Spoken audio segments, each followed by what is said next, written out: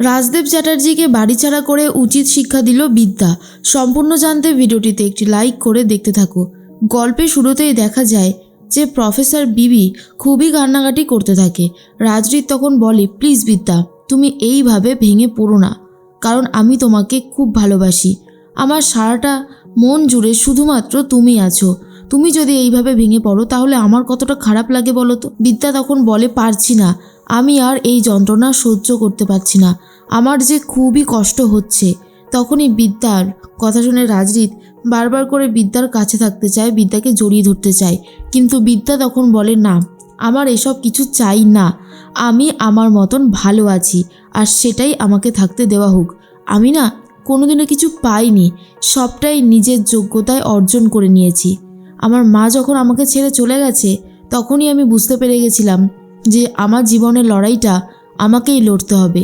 আমার বাবা মেয়ে হয়েছে বলে আমাকে মানতে পারেনি, তাই আমার কপালে তো দুঃখ থাকবেই, কিন্তু আমার কাছে আমার স্টুডেন্টরাই সব।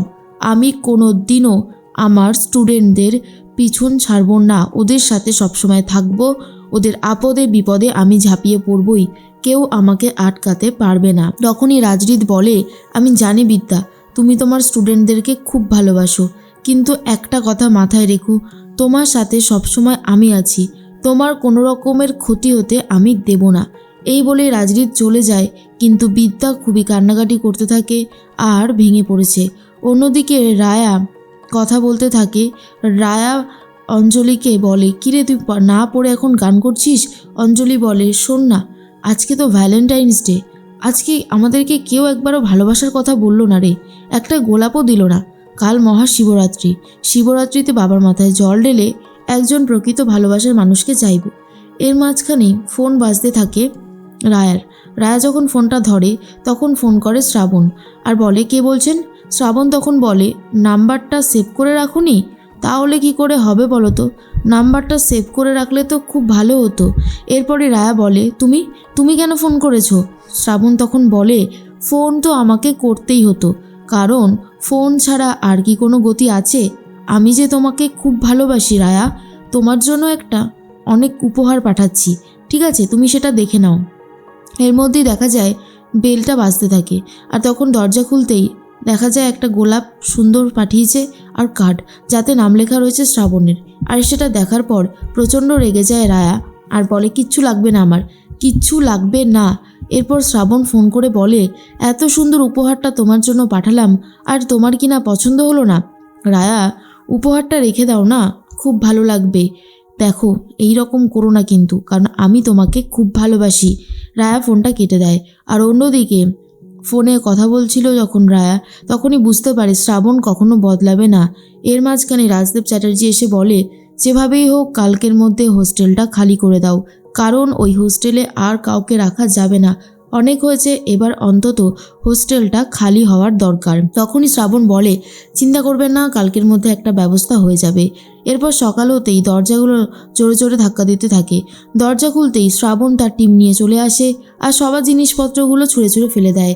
রায়া আর অঞ্জলি প্রোটেস্ট করতে থাকলে শ্রাবণ কোনো কিছুই শুনতে চায় না। এর মধ্যেই আস্তে আস্তে অনেক ছেলেমেয়েরাই এগিয়ে আসে। তারপরেই চলে এসেছে বিদ্যা এসে শ্রাবণকে আবারও মারধর করা শুরু করে দেয় আর বলে, তুই শোধরাবি না? না, তোকে আর কতবার শোধরাতে হবে? কি ভেবেছিস আমি একটু দেরি করে এসেছি বলে সেই সুযোগটা নিয়েছিস? পারবি না, তোরা কিচ্ছু করতে পারবি না, আর তোদের সামনে আমি দাঁড়াবো, প্রফেসর বিবি, কোনোভাবেই তোরা এই হোস্টেলগুলো ভাঙতে পারবি না, আমরা ভাঙতে দেব না। শ্রাবণ বলে, তুই চলে যা এখান থেকে, তুই কিন্তু বড্ড বেশি বাড়াবাড়ি করছিস। প্রফেসর বিবি তখন বলে, বাড়াবাড়ির এখন কি দেখলি? এরপর আরও অনেক কিছু দেখতে চলেছিস। এরপরই শ্রাবণকে বেধড়ক মারধর দিতে থাকে প্রফেসর বিবি।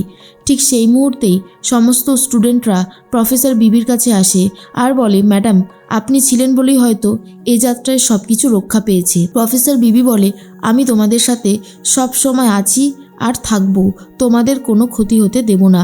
ঠিক সেই মুহূর্তেই রাজদেব চ্যাটার্জি ফোন করে শ্রাবণের ফোনে। শ্রাবণ তো ফোন ধরার মতন অবস্থাতেই নেই, তাই ফোনটা ধরেছে প্রফেসর বিবি। এরপর রাজদেব চ্যাটার্জি বলে, হোস্টেলগুলো খালি করা গেল? প্রফেসর বিবি বলে, সেটা তো সম্ভব নয়, কারণ যেখানে প্রফেসর বিবি থাকে সেখানে এত সহজে সব কিছু করা যায় না। আমার প্রাণ থাকতে আমি কখনোই এইভাবে এই হোস্টেলগুলোকে ভাঙতে দেব না। আর আপনি যা বাড়াবাড়ি শুরু করেছেন, এবার তো দেখছি আপনাকে আপনার বাড়ি ছাড়া করতে হবে। এই ছেলেমেয়েগুলোর মাথার উপর থেকে ছাদ কেড়ে নেওয়ার কোনো দায়িত্ব আপনাকে দেওয়া হয়নি, কোনো অধিকারও আপনার নেই। আপনি কলেজের মালিক হতে পারেন, কিন্তু আপনি এইভাবে যখন খুশি যাকে তাকে এইভাবে হোস্টেল থেকে বার করে দিতে পারেন না, হোস্টেলগুলোকে ভাঙতে পারেন না। সেই অধিকার আপনার নেই। একেই তো জমিগুলো জোর জবরদস্তি করে দখল করেছেন, তারপরে আবার ক্ষমতা প্রয়োগ করছেন। এরপর যদি আপনাকে আপনার বাড়ি থেকে সরিয়ে দেওয়া হয়, আপনার বাড়ির ছাদ যদি কেড়ে নেওয়া হয়, তখন ঠিক কেমন লাগবে রাজদেব চ্যাটার্জি? এরপর রাজদেব চ্যাটার্জি বলে, প্রফেসর বিবি, আপনি কিন্তু আমাকে অপমান করছেন, আর আমি কিন্তু এই অপমান একদমই সহ্য করব না। প্রফেসর বিবি বলে, সহ্য তো আপনাকে করতেই হবে, এছাড়া আপনার কাছে কি আর কোনো উপায় আছে? আমার তো মনে হয় না। এর মধ্যে বিদ্যা হোস্টেলগুলোকে বাঁচিয়ে নিজের জায়গায় ফিরে যায়, আর সেখানে গিয়ে দেখে খুব সুন্দর কিছু ফুল রাখা রয়েছে, যা দেখার পর বিদ্যার মন ভালো হয়ে যায় আর বলে, ফুলগুলো কি সুন্দর। তখনই চলে এসেছে রাজরিত আর বলে, ফুলগুলো তোমার পছন্দ হয়েছে?